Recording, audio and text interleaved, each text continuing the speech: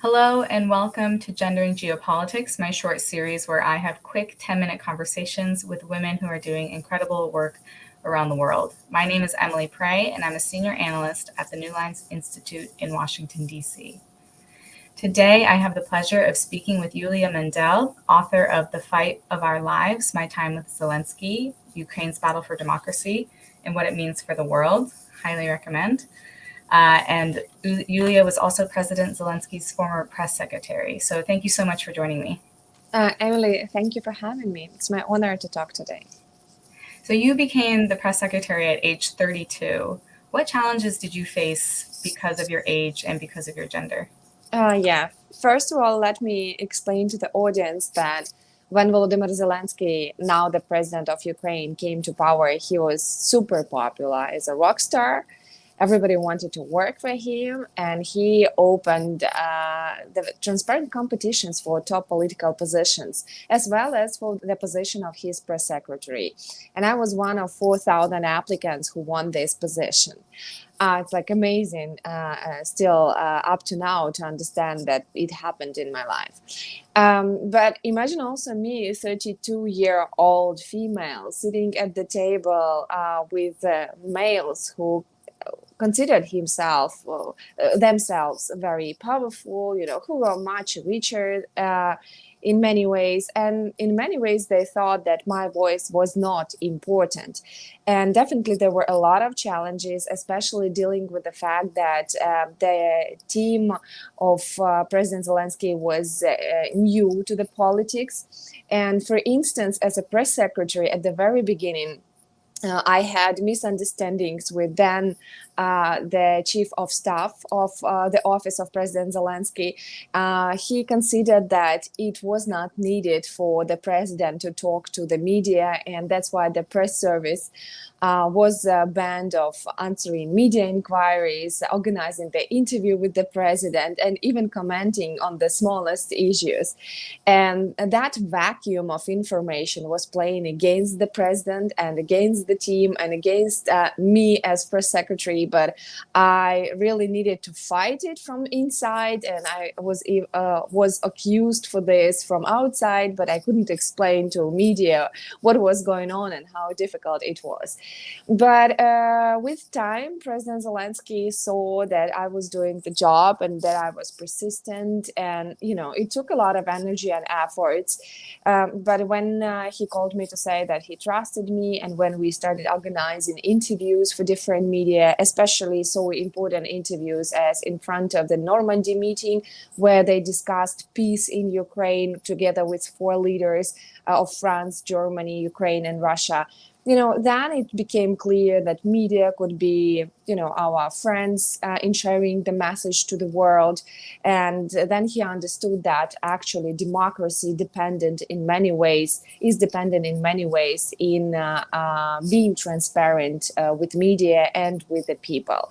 So it was also one of my fights, of my life. And I'm happy that I had that experience, but it took the efforts, of course. I think that a lot of our listeners, what you said about our women's voices not being viewed as important or powerful enough, I think that will resonate with a lot of women who are tuning in, and it very much resonates with myself as well. And also your point about how important media is for democracy. I mean, we can see what Putin, how he uses propaganda and how the Kremlin uses their rhetoric in this war in Ukraine, which has genocidal intent. So why is it so important to have women and to have a diverse group of people at the decision-making table, not just during the war, but also in the post-war? Well, first of all, let me say that this is about fundamental justice, for the reason that people and diversity groups, we all represent the society. If we represent the society, then we need to be at the table taking the decisions about the society, correct?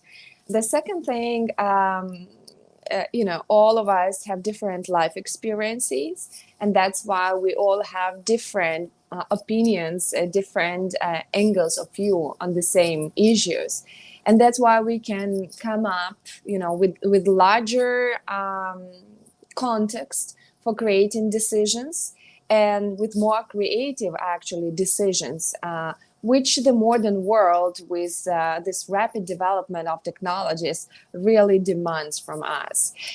So of course, I consider that females and diversity groups must be included so that we come up with the best decisions for the most urgent needs of the society.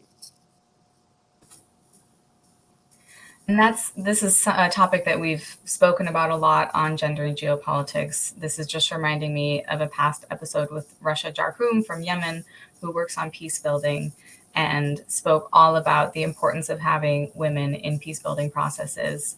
And hopefully Ukraine wins this war soon, and we can get to the level of peace building and the level of making sure that we include women and diverse voices. If I may say, like Ukrainian female, they showed to the whole world that they treat themselves equally in the Ukrainian society. And actually, we are the society that are fighting for freedom. And you cannot feel free and stand for freedom if you treat some members of your society unequally. This is like very contradictional things, right?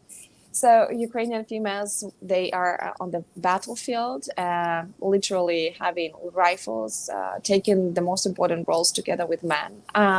Of course, definitely not in the same proportion, but they are volunteering, and this is not like someone is forced to do something.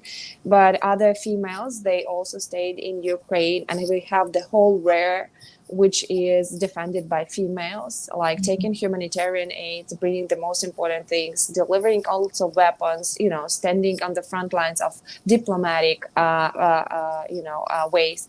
So what I mean is, Ukrainian society is fighting for freedom. That's why we need to include everyone to feel really free and equal in the society. And I think this is something that we can share with the world as a good idea, as a correct idea of the developments.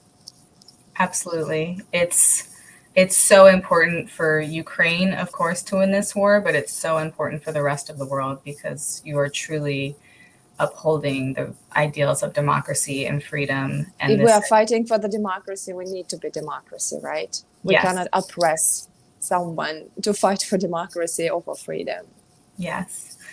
So looking at the last week and all of the gains that have been made by the Ukrainian military and the territories that have been liberated, what are the feelings on the ground right now? And what does it feel for you to be a Ukrainian woman witnessing all of this? So on one hand, Ukrainians were celebrating the counteroffensives because we were waiting for this for a long time, and because a lot of territories were regained back. And we showed to the world that we can regain the territories with the help of, our partners. On the other hand, our hearts were bleeding, and mine was bleeding, and I was hardly crying, seeing and reading all the news. Because what we reveal after the occupying the territories is, bringing up the horrors from the 20th century, from the World War II, from the, genocidal practices, from the artificial famine. We found at least 445 civilians and 17 of servicemen in a mass grave only in one town that was liberated. But, there are many more, and it's really scary to think what we will reveal after we occupy all the territories. But also what I see, we can say that Russia is preparing hugely right now and preparing more and more army and battalions and threatening us that they will, have more attack. So these are very contradictional feelings, but we don't have a choice. And we believe that we fight for what we believe in, like for our values, for the land that we belong to, for our families and homes, and for the democracy, because and we believe that democracy must show to the autocracy that it is stronger. This is the only way how we can win this war. And so speaking of winning the war, how can countries, including the US, support Ukraine? What's the best way? Well, first of all, we ask not to stop and not to get into fatigue for the reason that we need to fight until Russians continue this war and kill people. And second thing, we ask for weapons very much because this is the only way how we can fight outdated army and outdated weapons of Russians. We never invited them. If they want to negotiate, if they want Russia to finish this war, they can take out their army out of Ukraine. This is the most logical way, to start negotiations for peace. Until they do this, they just occupy the territories, they terrorize our people, and they continue tortures, mass murders, rapes, etc., etc.